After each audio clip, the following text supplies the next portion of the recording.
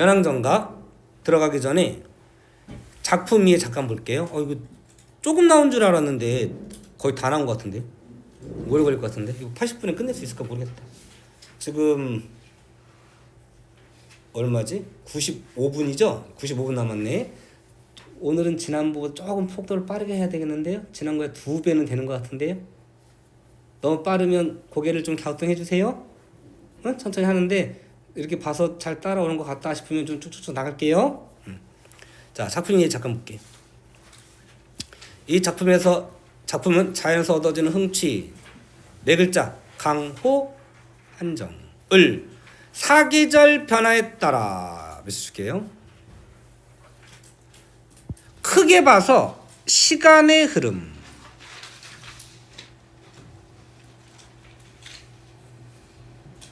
시간의 흐름, 사계절 변화도 시간의 흐름이고 봄, 여름 시간의 흐름이야. 계절의 변화야. 겨울, 봄 마찬가지예요.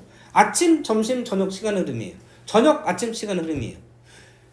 공간의 이동이 있으면 시간의 흐름이 있을까요? 없을까요? 당연히 있죠. 시간의 흐름이 있다고 공간의 이동이 있을 수도 있고 없을 수도 있지만 공간의 이동이 있으면 그거는 시간의 흐름이 있는 거예요. 자, 이건 계절의 흐름이 있어서 계절의 변화가 있어서 시간의 흐름이 있다고 볼 수 있어요. 작가는 41세 때 귀향하여 전남 담양의 제월봉 아래 면왕정, 제목이 뭐죠? 면왕정가. 면왕정은 정자 이름이에요. 면왕정이라는 정자를 지었다고 한다. 자연 친화 사상과 서양과 달라요. 우리 동양적 어떤 자연을 대하는 태도는 함께하는 공간으로 생각하는 거죠. 개발의 대상이 아니에요. 유교적 충의 사상을 결합한 강호가도. 아까 강호가도 뭐라 그랬어요? 강호원정 플러스 감군은. 그랬죠? 그래서 강호가도예요. 면왕정가 주변의 아름다움을 중간에 진술방법 묘사해요. 직유법, 은유법 이런 거 나오면 묘사해요. 세속의 일을 잊고 자연속에서 지내는, 근데 완전히 세속을 잊었다고 보기는 어려워요. 임금이 그냥 감사하는 내용이 나온다는 건 언제든 임금이 다시 부르면 벼슬로 다시 나가는 거예요. 그게 사대부예요. 사는 선비를 뜻하고요. 대부는 벼슬아치 관리를 말해요. 그래서 임금이 부르면 대부가 되는 거고요. 물러나면 선비로서 자기 수양을 하는 거고요. 그렇게 되는 거예요. 그래서 여기서 완전히 잊었다 그런 뜻은 아니에요. 자연 속에서 지내는 풍요의 즐거움을 노래하고 있다. 자,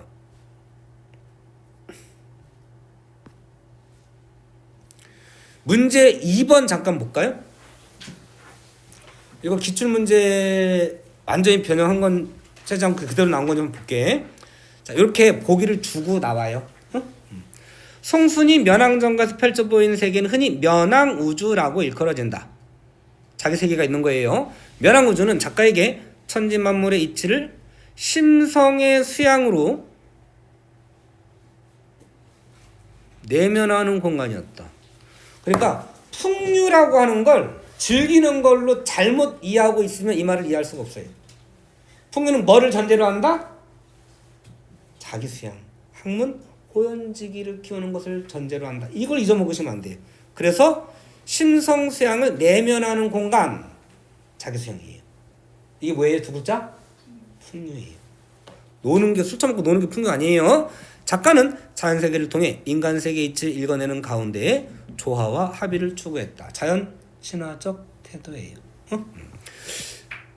그럼 자연에 대해서 긍정적, 부정적? 긍정적. 그럼 대상에 대한 심리적, 정서적 거리가 가까워, 멀어?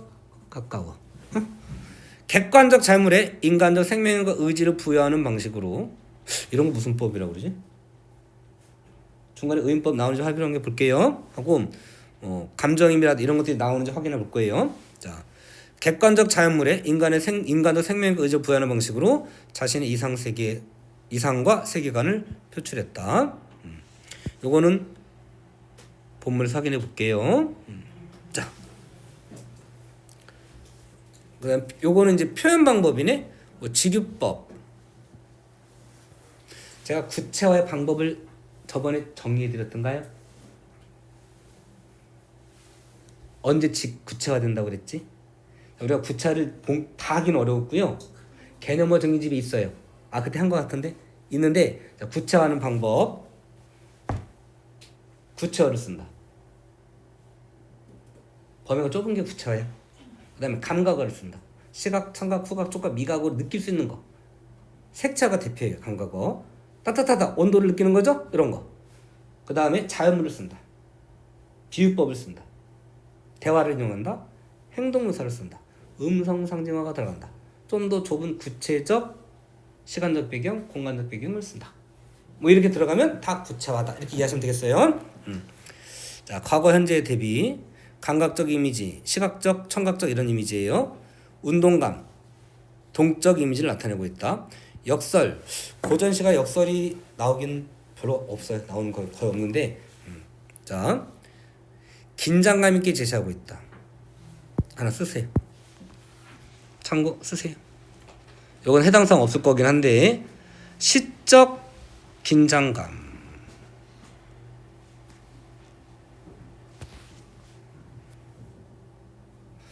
생각해보니까 이게 우리 고3 애들 듣지 말라고 했었는데 생각해보니까 들을 필요 없다고 그랬는데 용어 정리하면서 다 연결 사실은 돼요. 중요해 사실은. 자, 아까 얘들아 아까 비교하고 비유가 어떻게 다르다고 그랬죠? 비교는 범위가 같은 유사한 것끼리, 외연이 같은 것끼리, 비유는 범위가 다른 것끼리. 근데 뭐가 있어야 돼? 다르지만 뭐가 있어야 돼? 원관념 보조관념 사이에 뭐가 있어야 돼요? 공통점 유사점이 있어야 돼요. 자, 근데 그 유사점이 잘 안 느껴져. 찾기가 어려워. 그럴 때, 자, 예를 들어서 하나님은 푸죽간에 걸린 살코기이다. 김춘수의 나의 하나님 첫 구절이에요. 무슨 뜻인지 알겠어요? 은유법의 형태로는, 그죠? 그러면 은유법도 비유법이니까 하나님과 살코기 사이에 뭔가 공통점이 있어야 돼요. 근데 그 공통점이 뭔지 알겠어요? 유사점 잘 느껴져요? 안 느껴지죠?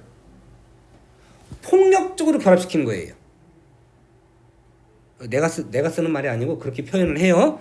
이렇게 원관념과 보조관념 사이의 공통점을 찾기가 어려워서, 의미 파악이 어려워서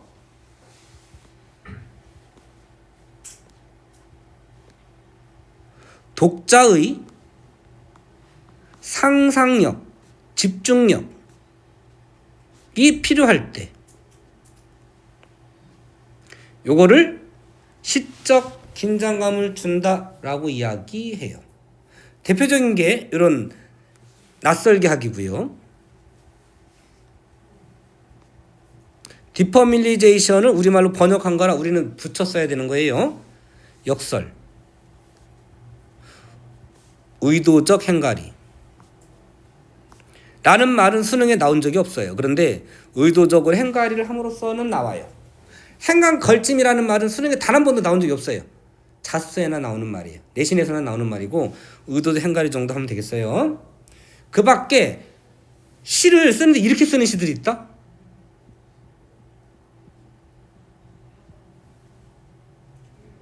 제목이 뭘 것 같아요? 산? 제목은 무등이에요. 무등산. 이런 시도 있어요. 시를 이렇게 쓰는 시도 있어요. 기록에 날아가는 모습 같지 않아요? 이런 식으로 쓴 것도 있고요. 뭐 이렇게 쓰는 시도 있고, 이 사진 앞에서 이런 거면 여기 사진 딱 집어넣고 이렇게 나가는 것들이 있어요. 일부러 독특하게 이렇게 배열을 하는 거예요. 어떤 시는 이렇게 쭉쭉쭉 가다가 한 줄 몇 줄만 딱 집어넣고 뭐 이렇게 해서 배열을 일부러 하는 거예요. 어떤 때 이렇게 하다가 글자 이렇게 쓴 다음에 이렇게 큰 네모, 작은 네모, 돛돌 위에 올려진 아빠의 신발 크기와 아들의 신발 크기 조그맣게 크게 표시하는 그런 시들도 있어요. 독특하죠? 이런 것들 다 낯설게 하는 것일 수 있어요. 이럴 때 뭐가 필요해요? 독자의 상상력, 집중력이 필요해요. 이거 뭐라 그래요? 뭘 조성하나? 시적 긴장감 조성.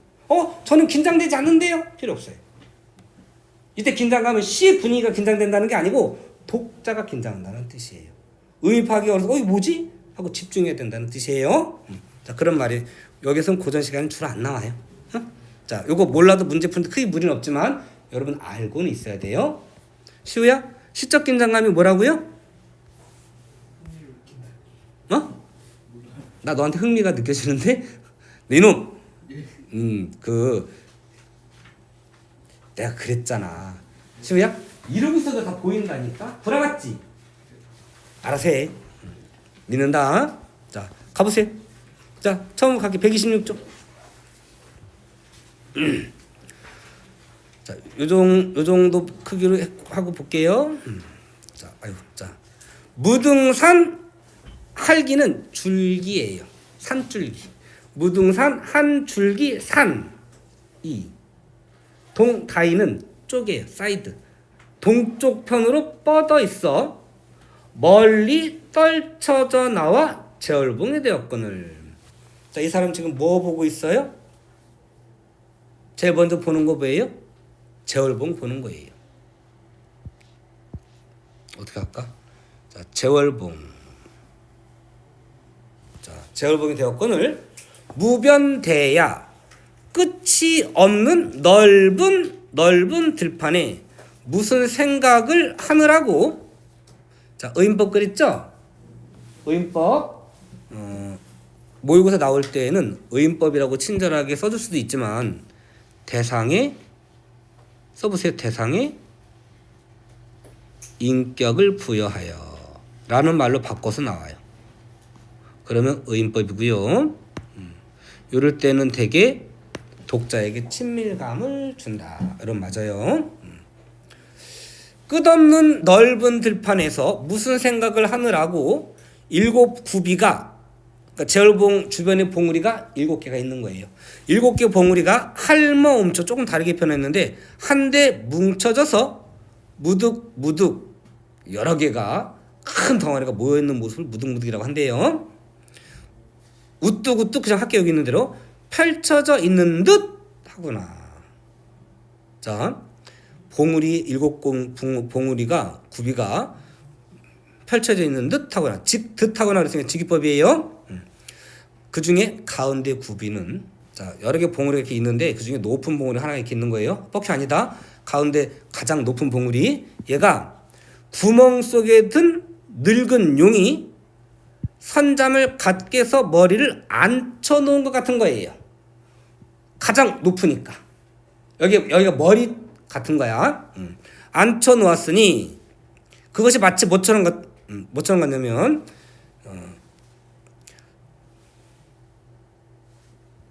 빼야겠다. 앉혀 놓았으니, 자, 늙은 용 제월봉이에요. 이 사람 지금 제월봉을 보고 있는 거예요. 제월봉우리가 같이 머리를 올려놓은 것 같은 거예요.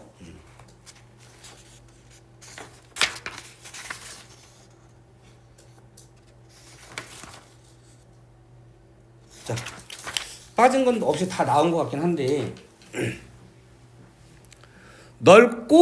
널어봐야는 넓고 평평한 바위예요.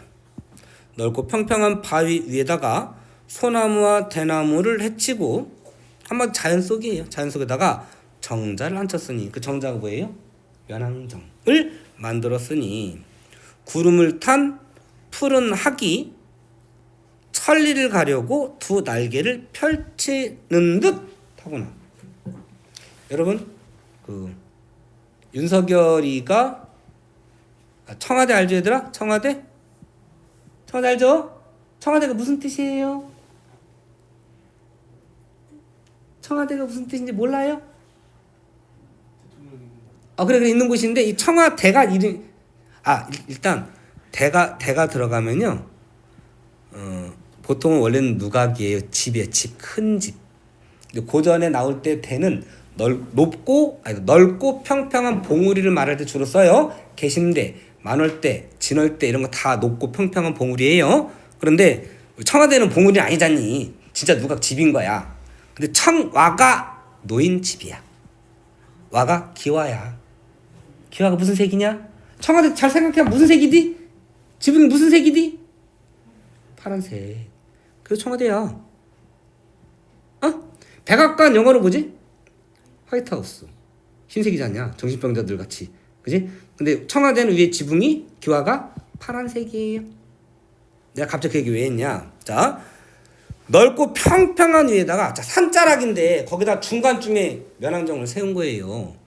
경사진곳에 세웠겠니? 그래서 좀 평평하게 세웠었겠지. 깎아서 세우거나 거기다가 소나무 대나무를 해치고 정자를 앉혔어요. 면왕정을 앉혔어. 그 면왕정이 마치 구름을 탄 푸른 학이 천리를 가르고 두 날개를 펼친 것 같대요. 그러면 청학은 뭘 말하는 거예요? 면왕정 지붕이 무슨 색깔일 것 같아? 푸른색. 그게 청학이야. 이해되죠? 그 청학의 기와 지붕이 날개야. 첨학.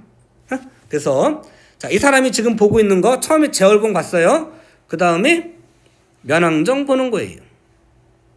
사실 자기가 있는 곳을 묘사하는 거지. 그게 청학이에요. 그 청학의 두 날개 처마예요. 면왕정의 지붕 처마예요. 처마을 펼치는 듯 하구나. 마치 날아오를 것 같은 거예요. 우리나라 처마는 이렇게 뒤에 옆에가 이렇게 상긋 올라갔잖아요. 이게 마치 날개를 탁 펼치는 것 같다 그런 뜻이에요. 됐죠? 서사예요. 여기까지. 자, 진술방법 뭐 쓰였을까요? 의인법도 비유법이에요. 직유법 이런 거 쓰였네. 직유법, 의인법 쓰이면 진술방법 뭐라고요? 묘사. 진술방법 묘사예요. 면왕정과 제월봉과 그 제월봉에 지은 면왕정 및 면왕정의 지붕을 묘사했어요. 됐죠? 자, 이렇게 봉우리가 있으면 봉우리로 시냇물이 이렇게 두 줄기가 흘러내리나 봐요. 강물이 양쪽에서 흘러내리고 있어요. 옥천산과 용천선에서 흘러내린 물이 정자 앞에 넓은 들판 오로리 continuously예요. 끊임없이 퍼진 듯이. 영어 단어 쓰니까 재수없을지 모르겠는데 기억해서 외우시려다 일부러 이렇게 하는 거예요. 십세 영어도 모르는 새끼 하지 마시고요. 지금 왜 고개 들어? 그랬니? 자, 끊임없이 펴진 듯이 넓거든 길구나 푸르거든 쉬지 말지. 자, 직역했는데요. 요걸 나중에 관동별곡에서 정철이 요 구절을 가져다 써요.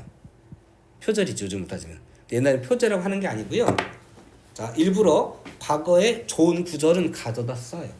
지식인들끼리 둘러보는 거예요. 이거는 우리가 지금처럼 개나 소나 다 보는 게 아니고요. 일반 사람 다 보는 게 아니고 귀족끼리만 보는 거예요. 문자를 아는 건 귀족이에요. 그래서 그 사람들은 사서환경을 다 읽는 거예요. 그 사람들 머릿속에는 공자, 맹자 이런 사람들 말이 다 들어가 있어요. 어떤 말이 이거 공자가 언제 한 말, 맹자가 언제 한 말, 이거 다 알아요.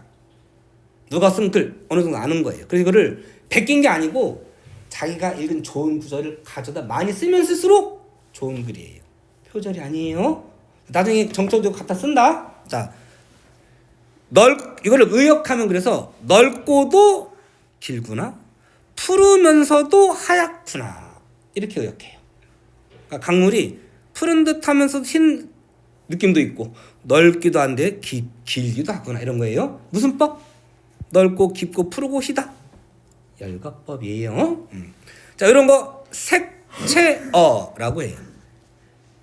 색채어. 그러면 시각, 청각, 후각, 촉각, 미각 중에 글씨 너무 작니? 야, 이거 보이냐 안 보이냐? 시우야, 지환이 그 뒤에 보여 안 보여? 색채어. 글씨 크게 보여요? 네. 알아볼 수 있어요? 자, 그러면 시각, 청각, 후각, 촉각, 미각 중에 뭐예요? 시각. 이든 청각이든 같은 감각을 2번 이상 또는 다른 감각 2가지 이상을 쓰면 감각적이라고 그래요. 푸르다 시다 2번 나왔죠? 감각적이에요.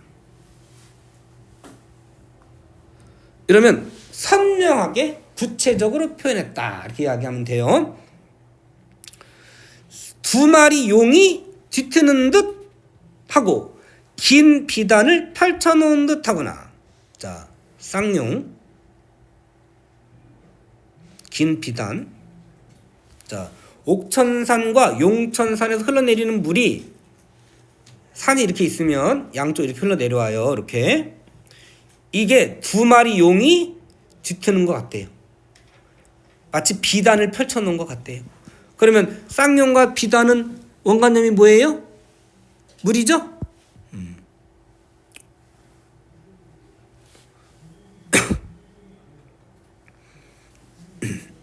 목 아파라.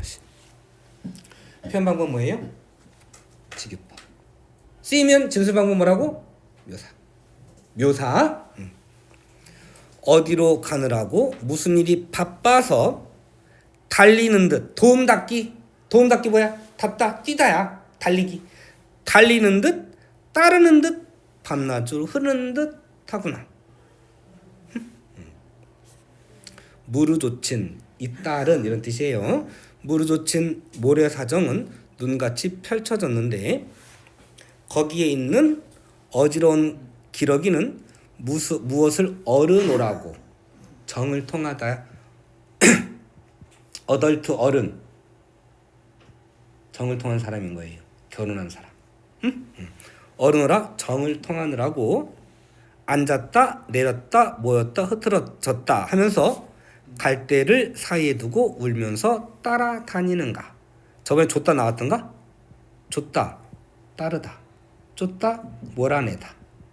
앞에는 긍정 여기는 부정 했었죠. 니다는 가다 움직이다 이런 거예요. 그래서 따라가는가. 뒤에 니은고가 나오면 의문문이라고 그래. 이거 정리했던가 안 했던가? 했나요? 의문사가 있을 때 나오는데 의문문이에요. 자, 조금 힘내자. 조금. 준이 물 마시고 올래? 자, 졸린 사람. 물 마시고 서 오세요. 물 마셔야 돼? 아이씨, 잠깐만. 요거 시선 이동 설명해야 되거든요. 잠깐 끊고 1, 2분만 끊고 할 테니까